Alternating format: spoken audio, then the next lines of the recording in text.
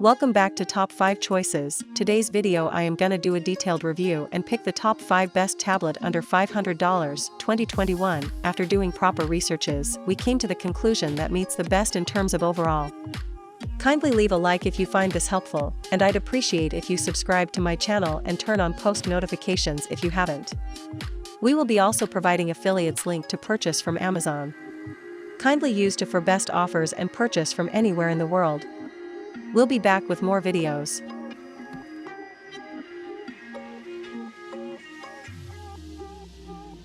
The design of the Huawei MediaPad T510 is very similar to the one of its predecessor. As with the T310, we are getting a metal back. However, there is a plastic bar at the top for the antennas and the frame is made of half metal and half plastic. Huawei is offering this tablet in two colors called black and champagne gold. While it is not the thinnest at 7.8mm, it is still thin enough at this price point. That goes for the weight of 460 grams as well. Because of the metal back, it does not feel cheap, but is not as premium feeling as an iPad either. Well, it seems to be well built. It is charged using a micro USB port, so there is no Type-C connector. Using an adapter you can connect accessories like external hard drives. Additionally, the MediaPad T510 features a headphone jack and a microSD card slot. On the right side, there are the volume controls and a power button. Compared to the MediaPad T310, Huawei has improved the screen a lot. The Huawei MediaPad T510 has a 10.1-inch display with a full HD resolution of 1920 x 1200. Even though the pixel density is not as high as on premium tablets, I think full HD on 10 inches is high enough. Yes, if you're looking very closely you might see pixels.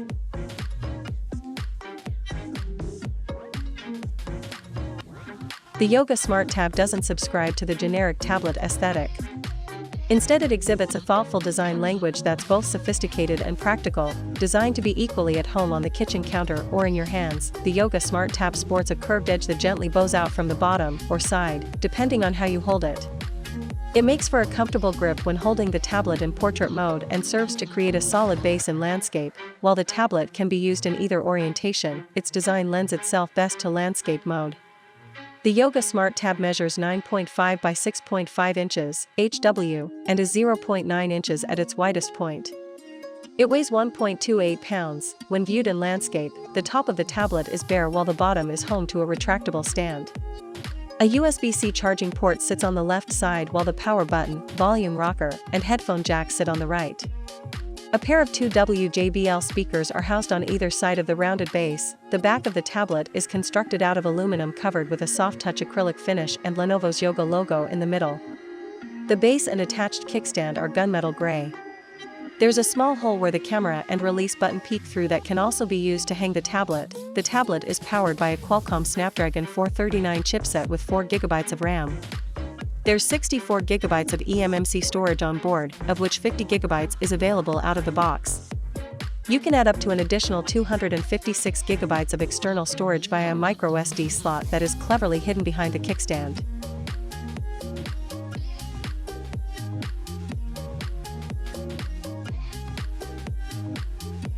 Plastic is the order of the day when it comes to the Tab 4.8. The sides have a smooth, faux metal look and feel, while the back has a grippy, soft touch finish. The tablet measures in at 8.3 by 4.9 by 0.3 inches HWD and 10.9 ounces, making it a bit easier to handle for extended periods of time than the Fire HD8, 8.4 by 5.0 by 0.4 inches, 13 ounces. The build quality feels solid, though it isn't officially rugged or waterproof. If you're planning to use it as a kid's tablet, you'll want to invest in a protective case. The Slate is powered by a Qualcomm Snapdragon 425 processor clocked at 1.4 GHz. It's a common chipset for tablets in this price range, registering 36,595 on the Antutu benchmark, which serves as a measure of overall system performance.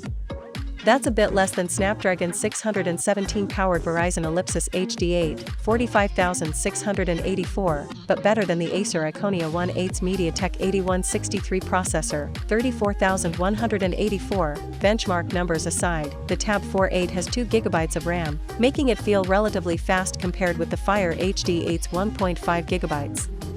The extra bit of memory lets you open apps more quickly, multitask more smoothly, and basically just experience slightly better performance overall. If you push the Tab 4a too hard, you'll start to encounter some slowdown, but it will handle standard media consumption just fine. The only thing you can't do is play high-end games. The Tab 4a comes running Android 7.1.1 Nougat with Lenovo's custom UI on top.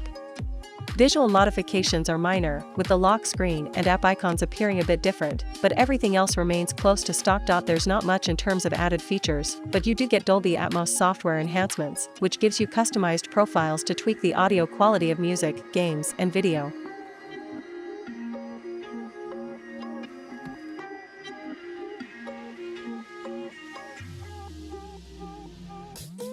The display is very, very good.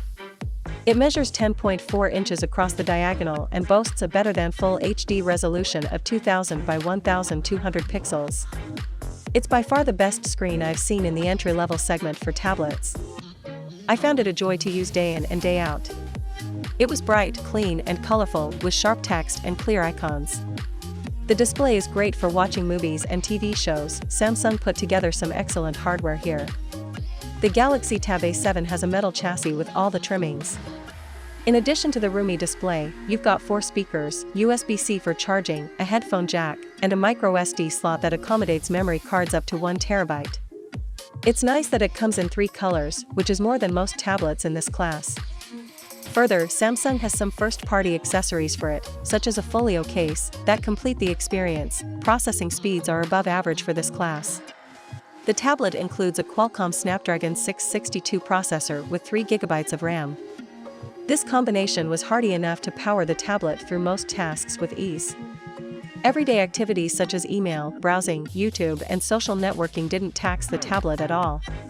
When I tested the popular racing game Asphalt 9, I saw dramatically better performance than I did on the MediaTek-powered Lenovo Smart Tab M10 HD. Battery life is fantastic. With a 7040 mAh battery inside, you've got more than enough juice to last you through a long day. The Tab A7 easily soared past 10 hours of video playback, which is above average for this class of device. Samsung nailed the speakers. With 4 speakers aboard and Dolby Atmos for tuning via headphones, you can expect great sound. I was very pleased with the overall response of the speakers, which produced rich, detailed sound. Though you can plug directly into the headphone jack, I found the speakers great on their own.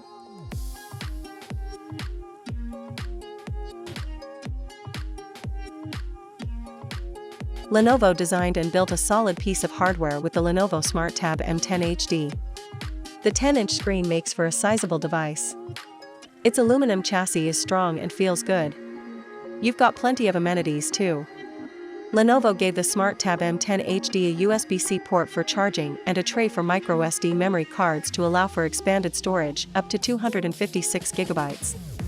The tablet features stereo speakers, a headphone jack, good buttons, and pogo pins on one side for the included charging dock.